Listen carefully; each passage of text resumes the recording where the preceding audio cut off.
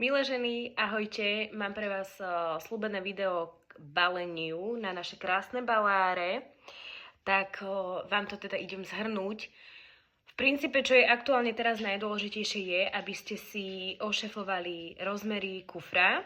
Rozmery sme vám poslali vlastne do skupiny, keďže vlastne každá letecká spoločnosť má svoje tie rozmery. Tak si to prosím skontrolujte, lebo očividne všetky ideme proste s tým malým kufrom, alebo teda existuje vlastne ešte aj taký rúbsak väčší, ale tiež vlastne potrebujete dodržať tie rozmery, takže vlastne to je asi ako prvé vlastne to najdôležitejšie.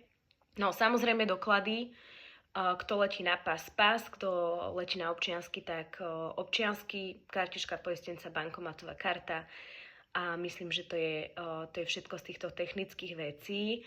Lekárničku každý tak, ako uzná za vhodné. No a potom, čo sa týka kozmetiky, tie, ktoré to máte tak, že nemáte úplne nejako, že 100% prírodné používate alebo niečo, tak na obidvoch hoteloch, aj na Malorke, aj na Ibize, sa priamo na izbe nachádza šampón, sprchový gel, na Ibize na 100% je aj balzam na vlasy, aj telové mlieko, aj mydlo vlastne na ruky.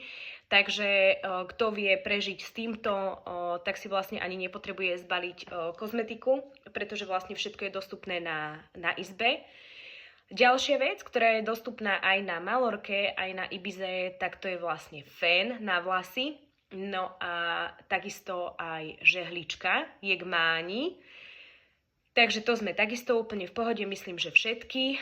No a tie, ktoré vlastne chcete testovať s vlastnou kozmetikou, tak je dôležité, pretože kufre sa nedávajú do podpalubia, ale idete s tými kuframi priamo na palubu, čo v preklade znamená, že potrebujete mať vlastne všetky tie veci v tých 100 ml fľaštičkách. Dajú sa kúpiť vtedy v Pepku, aj v DM, ich majú, myslím, že pri pokladni.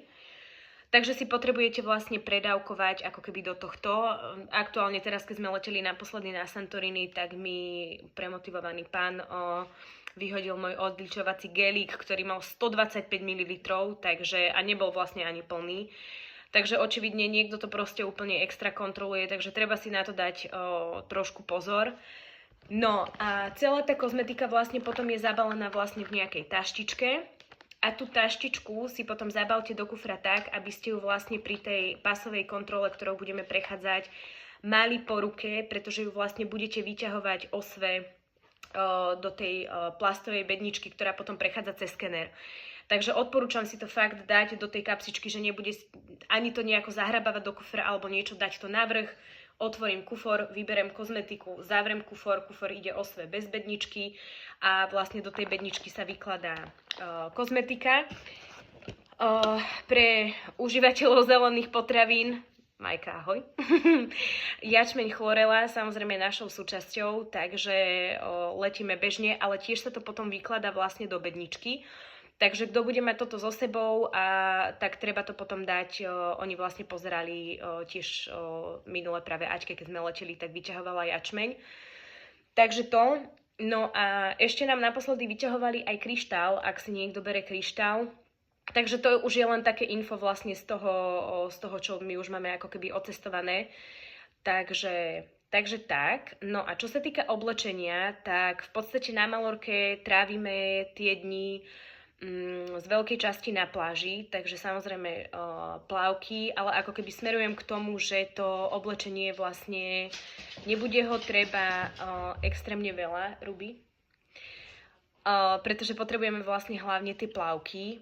No a obuv, ja si vždy beriem ako keby také ľahké sandále, ktoré v podstate iba strčím vlastne do toho kufra a cestujem v topánke ako keby tej plnej, hej, ako teniska alebo niečo takéto. Tie večery už môžu byť chladnejšie, takže možno aj preto, ale keď budeme potom zase po Ibize napríklad viacej chodiť po vonku, tak tie topánky sú potom ľahko akoby sprátateľné vlastne do rúbsaku. Určite budete, myslím si, že budete viacere letieť s kabelkami, ale na Ibizu. Ruby, prosím ťa, miesto. Na Ibizu budeme potrebovať vlastne so sebou nejaký batoh na tie výlety, na ktoré budeme chodiť, pretože Ibiza bude zase trošku v inom ráze. A ráno ako keby opustíme hotel a v podstate vrátime sa až večer, čo teda v preklade znamená, že si tu budete dať ako keby fľašku s vodou, napríklad plavky a ja neviem, napríklad ten šarong v podstate na pláž. Šarong som aktuálne od susedy dostala. A šarong je taká vec, že je to vlastne taká veľmi ľahká látka.